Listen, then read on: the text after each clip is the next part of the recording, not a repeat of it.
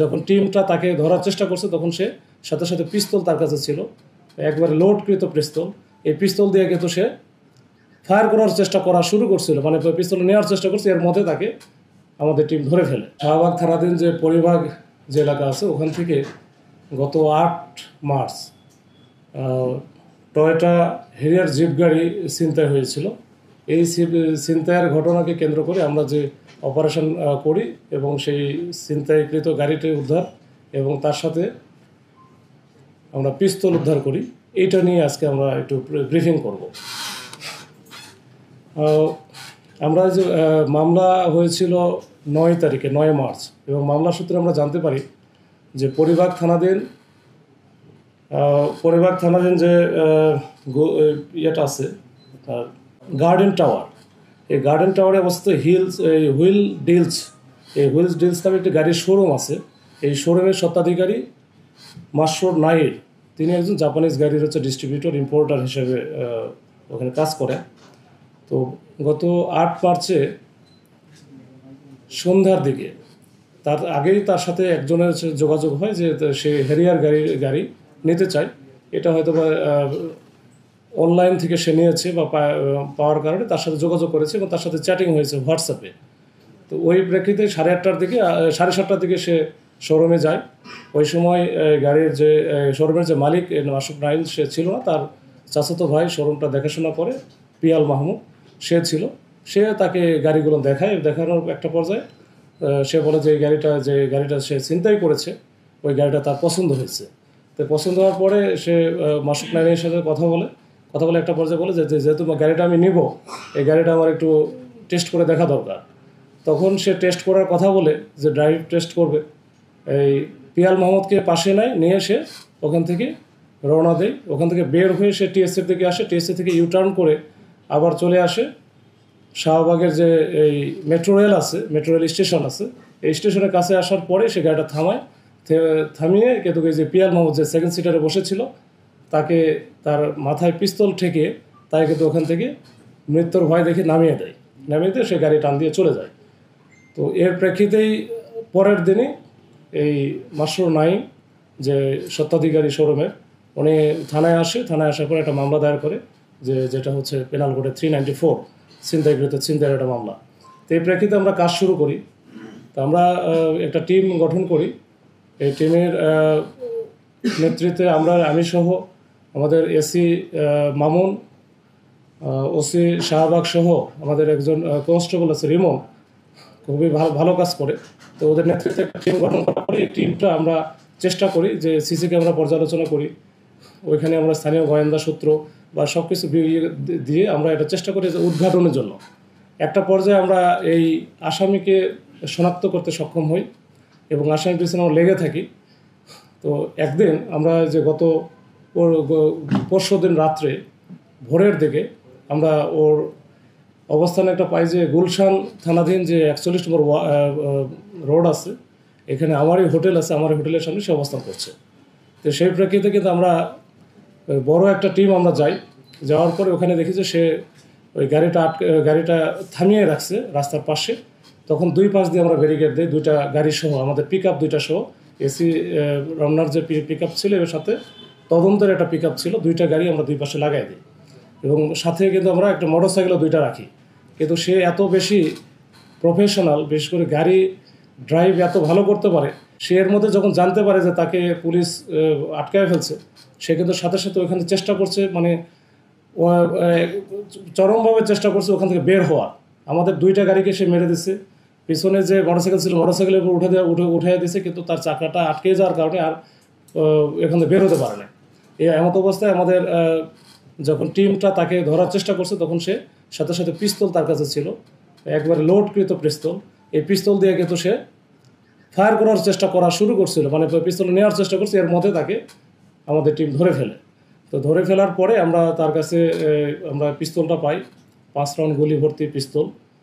আর যে গাড়িটা ছিনতাই হয়েছিল, এই যে টয়োটা হ্যারিয়ার জিপ গাড়ি, সেই গাড়িটা তো ওইখানেই ছিল, ওই গাড়িটা আমরা সহ পাই। এরপর ওখান থেকে নিয়ে আমরা তাকে এই অবৈধ অস্ত্র রাখার জন্য যেটা আর্মস অ্যাক্টে যে মামলা, সেই মামলাটাও হয়েছে গুলশান থানায়, এবং আমরা আজকে তাকে কোর্টে সেন্ড আপ করবো। তো তার সম্পর্কে আমরা জানতে গিয়ে পারলাম যে সে হচ্ছে একজন হাইলি টেকনোলজির দিক দিয়ে খুবই এক্সপার্ট, এবং সে হচ্ছে এই যে আবার একজন পেশায় ইঞ্জিনিয়ার। সে ইঞ্জিনিয়ারিংয়ে পড়াশোনা করেছে, গাড়ি সম্পর্কে বিস্তর জ্ঞান, মানে ব্যাপক সে জ্ঞান রাখে। তো এইটা দিয়ে খুব সহজেই শোরুমের যে যারা স্বত্বাধিকারী বা শোরুমের যার সাথে যারা সংশ্লিষ্ট গাড়ির শোরুমের সাথে, তাদেরকে খুব সহজে সে কনভিন্সড করতে পারে, এবং কনভিন্সড করে সে তার কাজটা করে ফেলে। এবং ইতিপূর্বে বহু অনেকগুলো কাজ করেছে, এবং আমাদের কাছে স্বীকার করছে দুইটার কথা। বিশেষ করে জানুয়ারি মাসে 27 তারিখে একটা ঘটনা ঘটেছিল তেজগাঁ শিল্পাঞ্চল থানায়। ওইখানেও কিন্তু একইভাবে ওই যে মাথায় পিস্তল ঠেকে টেস্ট ড্রাইভের কথা বলে সে আর একটা গাড়ি ওখান থেকে নিয়ে যায়। ওটা মামলা হয়েছিল। তো যেহেতু ওই মামলা এখনও ডিটেক্ট হচ্ছিল না, তার সম্পর্কে জানা যায় না। এরপরে যে এইটা হওয়ার পরে আমরা কিন্তু বুঝতে পারছি যে সে এটার সাথে জড়িত, সে স্বীকারও করেছে। আরও 2-3টা ঘটনা আছে। ইভেন বাসায় গিয়ে মালিক সে যে এই ভাড়া নেবে, ফ্ল্যাট ভাড়ার কথা বলে কিন্তু সে ইতিপূর্বে বেশ কয়েকটা ঘটনা ঘটিয়েছে, যে ওখান থেকে এই টাকা পয়সা বা নগদ টাকা পয়সা এবং সাথে মোবাইল সেট, এগুলো কিন্তু ছিনতাই করে নিয়ে এসে যে মোবাইল সেটটা ছিনতাই করে ওই মোবাইল সেটটা দিয়েই কিন্তু সে এই কাজগুলো করে। তো যেটা আমরা আইডেন্টিফাই করা খুবই কঠিন হয়, এবং সে অ্যাপসে সবসময় হোয়াটসঅ্যাপে বা অন্যান্য অ্যাপসে কিন্তু কথাবার্তা বলে। এবং যেহেতু সে ইঞ্জিনিয়ার, সে এগুলোর বিষয়ে খুবই পারদর্শী এবং খুবই সে চালাক চতুর। এবং ওই দিনে আমাদের যে অপারেশনটা ছিল এটা খুবই ঝুঁকিপূর্ণ ছিল। তারপর আমাদের টিমটা অত্যন্ত দক্ষতার সাথে, পারদর্শিতার সাথে এই কাজটা ডিল করতে পেরেছে। এবং তার মতো যে তার সাথে কথা বলে যেটা মনে হয়েছে যে সে একটু সাইকো টাইপের, যে এই যে এটা নেশায় পরিণত করেছে। তার সামনে অনেক হয়তো পথ ছিল, পেশা সে বুয়েটের স্টুডেন্ট, তো সে তার সামনে অনেক অবারিত পথ ছিল, কিন্তু তার এটা একটা নেশা টাইপের। এবং সে এই যে আমারই হোটেলে যে গেছে ওইখানে কিন্তু সে নিয়মিত ওইখানে, এবং আরও বিভিন্ন কিংফিশার বা অন্যান্য হোটেলেও কিন্তু সে নিয়মিত মদ্যপান বা ওই যে ডিজে পার্টি বা এরকম টাইপের ওই সময়টা দেয়। যেহেতু সে প্রচুর টাকা ইনকাম করে, একটা গাড়ি নিলে এই গাড়িগুলোর আবার আরেকটা বিষয় আছে, এই গাড়ি নিয়ে তো এই গাড়িগুলোর তো কোনো কাগজপত্র তার কাছে থাকে না, তো সরাসরি কিন্তু বিক্রি করতে পারে না।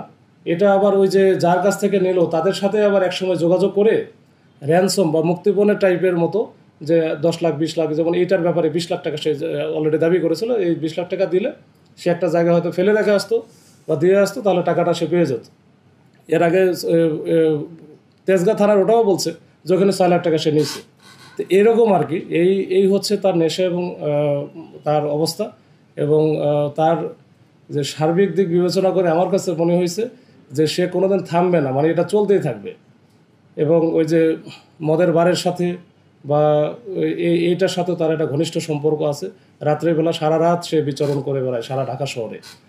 তো এই হচ্ছে আমার আজকের এই ব্রিফিংয়ের মূল বিবেচ্য বিষয়। আর আমার আর একটা বিষয় যেটা আমি বলতে চাই, যে অপরাধী সে যেই হোক না কেন, অপরাধ করে কিন্তু পার পাবে না। তাদেরকে আমরা ধরে ফেলবো। ওই জন্য আমাদের মেসেজ থাকবে যেন কেউ অপরাধ যেন না করে।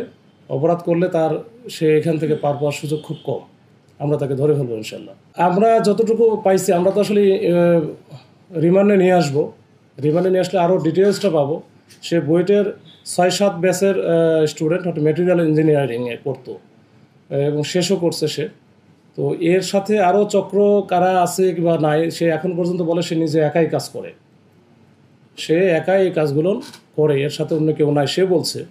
তো আমরা এটা আরেকটু খুঁটিনাটি আরেকটু সময় লাগবে, আমরা রিমান্ডে নিয়ে আসলে হয়তো বুঝতে পারবো। পড়াশোনা শেষ করার পরে মূলত হয়তো এই পথে সে বেছে নিয়েছে আর কি। এর আগে আমাদের কমিশনার স্যার আপনাদের বলেছে যে আমাদের ঈদকে সামনে রেখে আমাদের ব্যাপক ডেপ্লয়মেন্ট এবং ব্যবস্থাপনা আছে। আমরা যেমন রাতের বেলা একটা করি যে চেকপোস্ট আছে, এটা একেবারে ভিজিবল, কিন্তু চেকপোস্ট এবং টহল এবং ওই যে মোটর সাইকেল, যেটা আমরা মূলত প্রত্যেকটা থানায় কিন্তু 8টা-9টা করে মোটর সাইকেল দেওয়া আছে, যে এই মোটর সাইকেল নিয়ে আমাদের ওই সাব ইন্সপেক্টর, এএসআই বা কনস্টেবল তারা কিন্তু চষে বেড়াচ্ছে। আর এর পাশাপাশি এখন যেন ঈদকে সামনে রেখে আমাদের অক্সিলিয়ারি ফোর্স দিয়েছে। অক্সিলিয়ারি ফোর্সের পাশাপাশি আমাদের ফোর্সেরা কিন্তু ফুড পেট্রোলিং করতেছে প্রত্যেকটা মার্কেটের সামনে, মার্কেট কেন্দ্রিক আর কি। তো এই মার্কেট কেন্দ্রিক আছে, আমরা চেষ্টা করতেছি আমাদের মতো করে যে সর্বোচ্চ শক্তি প্রয়োগ করে আমরা এটা ঠেকানোর চেষ্টা করছি।